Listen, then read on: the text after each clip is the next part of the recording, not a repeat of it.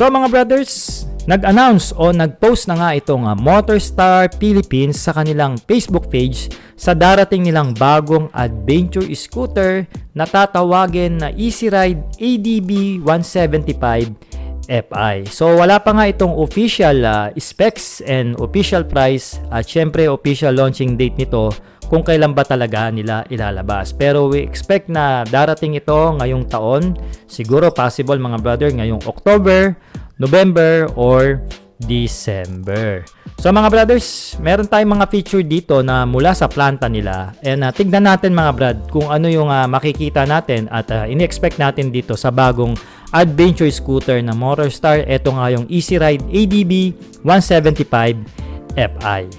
O nga pala mga brothers, dagdag na rin pala natin. Ito pala is meron na sa Italy at branded naman siya doon ng PEDA na kung tawagin nila is ADB 180. So nag-download tayo ng feature na mas malinaw, at least kita natin siya, and also iba yung kulay nito at makita natin na maayos yung detalye ng scooter na ito. So mga brad, tingnan natin yung kanyang body design. I guess mako-compare ko ito o inspired itong adventure scooter na ito ng Motorstar doon sa XADB 750 ng Honda. Para siyang pinaliit, no? At parang kasi nang kinumpare ko ito doon sa internet o dito sa Google search, talagang halintulad siya o yung body design niya doon. Anyway, punta tayo dito sa kanyang front facing. Obvious naman, meron siyang adjustable na windscreen. Clear po ang kulay niyan, which is typical na makikita natin sa mga adventure scooter. At going din sa kanyang front facing, meron siyang twin headlamp na LED projector lamp. I guess quad projector ang ilaw nito at sinamahan pa yan ng daytime running light. Yung turn lights natin dito sa harapan mga brothers, LED na rin yan at external po yan na nasa bandang taas na akala mo tenga ng motorsiklo. No, going dito sa baba, makikita natin na naka-front telescopic port ang front suspension nitong ADB 175 ng Motorstar. At meron naman itong disc brake na preno sa harapan. Makikita na rin natin dito mga brothers na gumagamit ito na isang dual sports dahil sa itong adventure scooter. And palagay ko meron itong 14 inches wheel mags pagdating sa kanyang tire size dito sa harapan. Alright. So tignan naman natin mga brothers dito yung kanyang side profile, no? Going dito mga brothers, makikita natin na meron siyang rubber mattings sa kanyang tapakan and meron tong dalawang option, no, which is typical na makikita natin sa mga maxi scoot at adventure scooter. Meron siyang standard position sa ating paa and meron siyang put forward o yung tinatawag nating cruising position.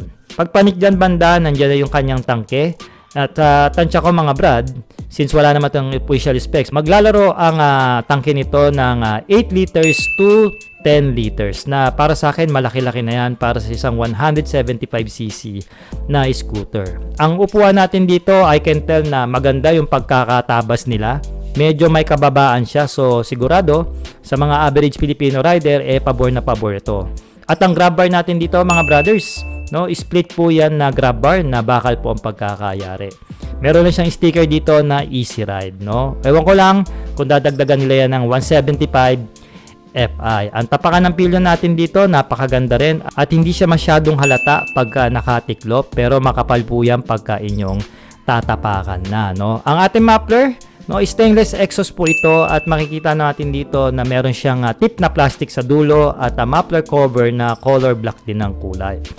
Pagdating naman dito sa rear portion, meron siyang dual shock, no. Hindi lang natin sure dito kung adjustable ito or non-adjustable. Ang tire hugger natin dito mga brothers, naka-extend po yan, so maganda ito. Hindi tayo dito basta-basta mapuputikan, lalo na yung ilalim na motor at saka yung mga components. Rear fender natin dito mga brothers, same approach lang din sa mga ibang scooter na combination ng bakal and then plastic po yung extension ng fender dyan. External na rin po ang rear LED turn lights nito at ang ating tail lights sigurado naka-LED na rin. May ilaw pa yung plaka nito sa likod mga brother. So yung pangatlong feature mga brother, kinuhaan nila rito yung dash panel ng motorsiklo. Ito okay na okay ito. Marami tayong makikita rito mga features. No, dito sa baba, meron siyang seats and fuel buttons. At the way I can see, no, dito sa susian niya standard lang po ito. So hindi po siya nakakiles, alright? At ang ating mga switches dito sa handlebar, para siyang switch ng Honda Click mga brad. At kung magkakataong ganun siya, siguradong quality. Handle grips natin, standard yan.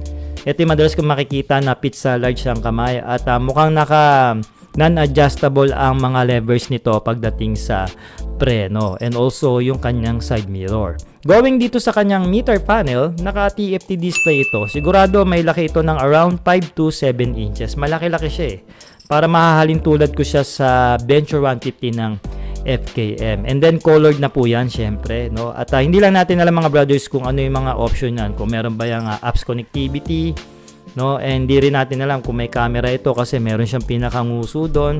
So yan yung mga aabangan nyo pagka na-walk around na natin itong motorsiklo na ito in person. May lug compartment siya at sigurado mga brad, nandyan yung kanyang USB charging port. Alright. So mga brothers, meron na naman tayong aabangan, no, na isang adventure or affordable or sabihin na nating budget killer na adventure scooter na magmumula sa brand ng Motorstar. I guess kung sa presyo, ako estimated ko o tansya ko lang dito, maglaro lang ito ng 70 to 80,000 pesos. At kung matuluyan nga sila ng ganung presyo, eto na siguro ang pinaka-affordable na adventure scooter na meron sa market. Kung sakaling may ilalabas na ito ng Motorstar. Kasi yung Rusi mga brothers, around na 109,000 ata yun Kung 90,000 to, mura pa rin siya. Pero kung 80,000, di mas maraming masisiyahan. Alright?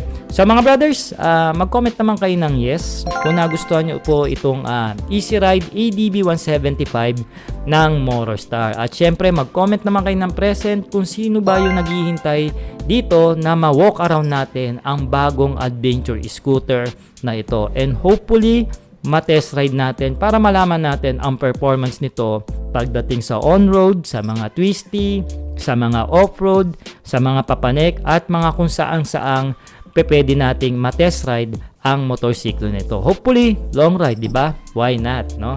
So mga brad, dito na muna natin tapusin ang ating usapan since wala pa naman talaga tayo ditong official na detalye sa motorsiklong na ito. So nag-base lang tayo dun sa mga image na nakita nyo kanina.